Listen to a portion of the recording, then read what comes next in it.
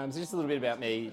I've been a paramedic since 2012, started my critical care journey in about 2019, and work in a similar area the same area as Mitch, who presented on the first day of the conference. My disclosures are that I'm not particularly important, so I don't really have any. So other than that, I'm just not a very good public speaker, so I apologise in advance and we'll get through this together.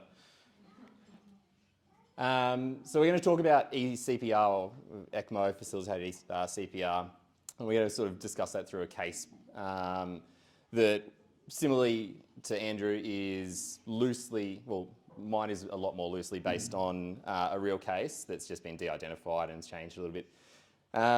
So the case is a 20-year-old male that's collapsed in a public area. We'll put it at Rusutsu Resort, which is nice and handy.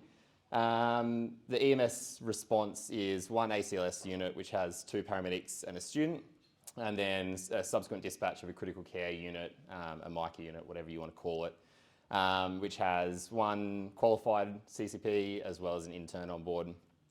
There's early bystander CPR. It was a witness collapse, and an AED has been applied with 3 shocks prior to the arrival of our first ambulance response. On the arrival, it's somewhat unexciting. It's a GCS3 patient with a clear airway, no spontaneous effort, in coarse VF, and he sustained no significant injuries as associated with his collapse. So when our first crew get there, thankfully they're at the right conference to collapse at, and there's lots of willing participants who are going to provide some high quality CPR. The rhythm's analysed and sort of the process is followed more or less through the ACLS algorithm. He gets 2-minute rhythm analysis and shocks as required. An iGel's placed and some ventilation supported, IV access, some antiarrhythmics and multiple adrenaline boluses. We then get a CCP arrival. We attach a CPR device, the rhythm is analysed. The pads are changed. We've got new pads every couple of shocks as per the manufacturer's recommendations. We offer vector changes as well to try and establish successful defibrillation. The iGel unfortunately has a leak, so we place an ETT and our adrenaline's continued. You then get to sort of the sexy stuff, the difference, the stuff you can change from the ACLS pathway, and whether or not you want to throw in some further antiarrhythmics, some dual sequential if you really want to upset some manufacturers, and then decisions around whether or not you transport this patient intra-arrest or follow some protocols.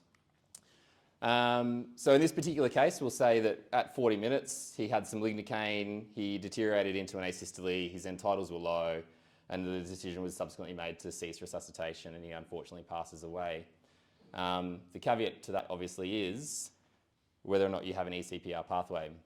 So that picture, for those of you who don't recognise it, is the Paris team, the Paris ECPR guys, and they're putting someone on flow in the middle of the Louvre there. So if you have an ECPR pathway, what does change? Well, it obviously depends on what your pathway does entail. But more or less, it's a few minutes, sort of anywhere between 5 and 15 of your standard ACLS pathways. So your CPR, your defibs, your airway insertions, antiarrhythmics and adrenaline. And then you get to the decision point, once again, depending on what your environment sort of allows for, and that's whether or not you transport them to a facility that then can put them on flow for you, or whether or not you actually bring the team and the equipment to that patient and put them on flow in the community. So what is ECPR for those of us that aren't aware? So more or less, as we sort of spoke about at the start, it's the initiation of ECMO in someone that's in cardiac arrest. And the idea behind it is that we're providing a bridge therapy. So it's about facilitating someone sort of end organs perfusion so that we can then take them to the right place and hopefully reverse their reversible cause of arrest. So the most common ones are like our ACS patients that then go and get an angiogram and plus or minus PCI, or our PE patients that get a pulmonary angio plus or minus a thrombectomy, and the other sort of cohorts of patients that we regularly see sort of effective outcomes for are our tox patients or hypothermic arrests, which maybe this guy collapsed into a lake at Rusutsu instead. So what is the ECMO equipment? So you've got VA ECMO, where it's a venous arterial access, or VV ECMO. In these patients, they go into VA ECMO, which effectively, for those that aren't familiar, is heart and lung bypass. The equipment is getting more and more portable and sort of user-friendly, but at the end of the day, you need a cannula, you need a pump, and you need something that's going to oxygenate the blood. Examples of the ECPR system. So we're going to talk about basically the literature that does exist in this space. There's not much of it because it is sort of a little bit new and novel over the last few years. And it's definitely some surface level stuff from the lowly paramedic. It sort of is, I suppose, the idea of this presentation is to give you an idea of what is out there so that you can go and do a bit more research yourself if it's something that interests you. So in Brisbane, where I work, we've got a model that involves a referral system and then the patient gets put on flow inside the hospital. Our main hospital that sort of receives our patients is the Royal Brisbane and Women's Hospital, which is just on the north side of Brisbane itself. But we also send referrals through to Gold Coast University Hospital as well for our patients that live next to the sunny beaches. We haven't actually published a lot of our data. So anecdotally and sort of through discussion with the intensivists that are running this program out of the Royal, we on average put about 20 patients on flow, 20 referrals a year from the Queensland Ambulance Service, and about 25% of them actually end up on flow, generally excluded for physiological reasons or a significant medical history that we're not aware of pre-hospitally. How we actually run it and sort of our inclusion criteria is we need a patient that's had a witnessed collapse. They need less than 10 minutes of, effective CPR within the 10 minutes. So that can include our bystander CPR, provided it's effective on our arrival.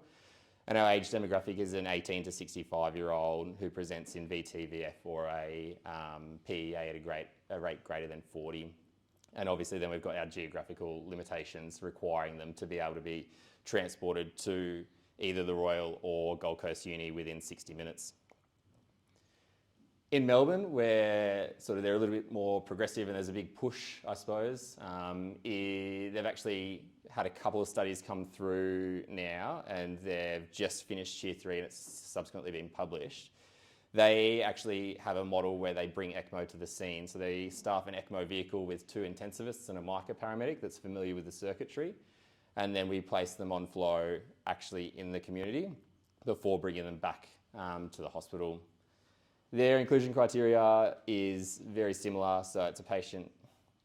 I suppose the important thing here is that they've got a study inclusion criteria which they utilised for this Tier 3 trial, but it's subsequently evolved and expanded a little bit since then as well. But for the study, they were looking at patients under the age of 65 that they were able to get to within 30 minutes with the ECMO vehicle, and then there was just some staffing limitations based on when the ECMO vehicle was actually running, which did expand throughout the trial to that Monday to Thursday that you see there. Subsequently, as I said, they've just developed a little bit more. They've expanded it to try and capture a few more patients and ideally sort of get a few more people on flow. But it's more or less the same. It's a bit of an increased age demographic.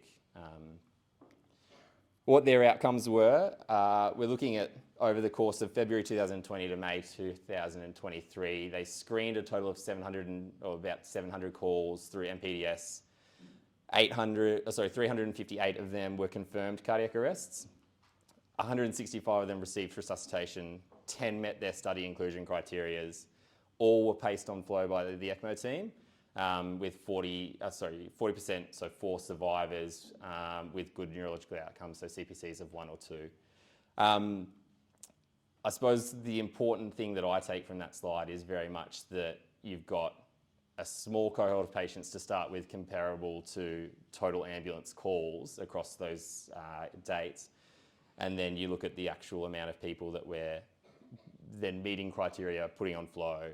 And then we do have a good percentage of survivors, but it is a very small cohort of patients that we're capturing here.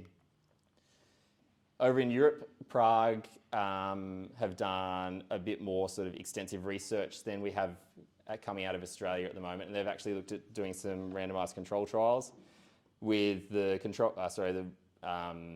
trial arm being a patient gets transported to hospital, and then in the cath lab they end up placing them on flow rather than ED. And then the control arm being just conventional ACLS guidelines in the field. Their inclusion criteria you'll see is very similar to what we're doing in Australia. They've got patients anywhere between the age of 18 and 65 who has a witnessed cardiac arrest of presumed cardiac etiology.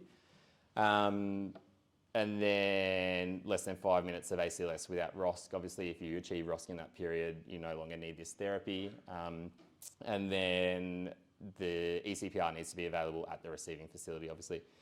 The exclusion criteria are once again very similar to Australia, but just sort of a bit more prescribed, and it more or less looks around significant comorbidities or patients that aren't going to either have good neurological outcomes after this therapy, or patients that are going to have significant sort of risk associated with being placed on flow, generally around bleeding. So from Prague, we found out across quite a large period of time, so from 2013 to 2020, we looked at a total of 4,340 cardiac arrests total. There was 4,000 patients excluded. So you can see once again, we're limiting these patients pretty significantly and pretty early, ending up with 264 trial participants that were randomised with almost a 50-50 split, so 124 in the treatment arm and 132 into the conventional ACLS. A slight increase in survivability in the control arm, but interestingly, this study was actually ceased early when they had a pretty lofty 15% goal that they were looking to achieve, a 15% increase of survival in the treatment arm. So when they were unable to facilitate that anymore, they ceased the study early, despite the the intervention arm actually having a slight increase in survivors. Over in the Netherlands, we had another randomised control trial. This time it was not a single campus, so there was a little bit of prescriptive rights to the receiving facility about where they would place these patients on flow. But once again, comparing to a conventional ACLS guideline. Very similar inclusion criteria and exclusion criteria again. And the results from there were, the study ran from 2017 to 2021. They didn't actually report exactly how many cardiac arrests they attended or had sort of ambulance calls for, but they randomised a total of 160 patients. Once again, almost 50-50, with 70 patients going on to flow and 64 in the conventional arm. And once again, very comparable outcomes, unfortunately. And there was a quite high exclusion post-randomisation for this study as well. The final study, and the reason I've left these guys to last, is they've probably had the most promising results, but also have really stuck with this concept. So their study from Minnesota, which was the arrest study, they were transporting patients to hospital, placing them on flow in the emergency department, and then going up to cath lab for the reversibility. Once again, against the control of conventional CPR. Unsurprisingly, very similar inclusion and exclusion criteria. A patient that has a presumed cardiac etiology that will be sort of amenable to reversible therapies, and someone that's got a low sort of cardiac arrest time, and obviously can be placed into the Lucas device. So Minnesota found in 2019 to 2020 that they had 36 patients, enrolled 30 of them, and had, once again, almost a 50-50 split, but had a really high survivability with good neurological outcome at 43%, and only one survivor in that conventional arm. So on the back of that, they've subsequently changed their design and now have an ECMO truck, which you can see in that photo, and they'll respond to the community and are sort of very aggressive in trying to find these patients and put them on flow and see whether or not we're going to be able to achieve some benefit in that space. So I suppose it's a lot of literature, it's a lot of data. What does it all mean? Unfortunately, like everything, there are pros and cons. We are seeing some patients survive that we probably previously wouldn't, and they're typically our younger population that things like will contribute to society, as well as sort of the economics of paying tax, etc.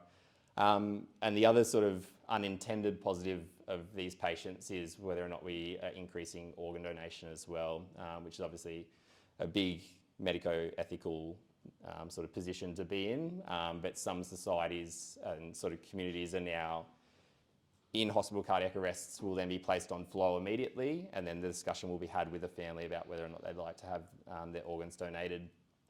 So just sort of preparing that organ donation a little bit sort of earlier and increasing the timeframes around what we can do there. The cons are obviously that almost all of these studies don't cross statistical significance. It's an extremely costly procedure to place these patients on flow and then sort of maintain them on flow, as well as resource intensive as well. And we're talking about, like we've seen in this data, a very, very small population that we're hopefully seeing a positive outcome with. So what do we do with all of this? Like all good sort of literature reviews, we say, well, it doesn't really tell us much. We're going to keep doing more studies. We're going to try and find the right patient, I guess, which is continuing to sort of sub-categorise these patients, limit it down a little bit and work out who's going to best benefit from this therapy. It's obviously early days. There's very sort of outspoken people on either side of the argument, but I think it's something that is here for a little bit longer at least, and it's going to be a sort of environment where we do try and sort of target a very specific patient. It's just about obviously working out which patient that is going to be. And that's all I've really got for you. Thank you.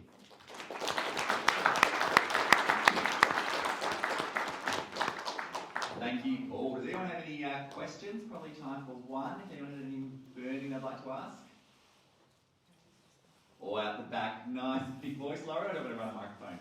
There was a discussion about survival, but very little demonstration of what the outcomes were actually for those patients in terms of neurological recovery and return to baseline. Was the literature actually go into depth to discuss that further? So they all discuss, like the targets have all been CPCs of 1 or 2 for a favourable neurological outcome for these patients, and it's almost unanimous that that is the scoring system that we're aiming for. Most of them do highlight where they fall on your CPC ratings, and as I said, to be counted as a neurological favourable outcome, it has to be a 1 or a 2. Excellent. Solid answer. Good answer. Doing my job for me, I like that. Awesome, thank you. Cool. So let's take a 5-10 minute break, and we'll get started again shortly for our photo competition.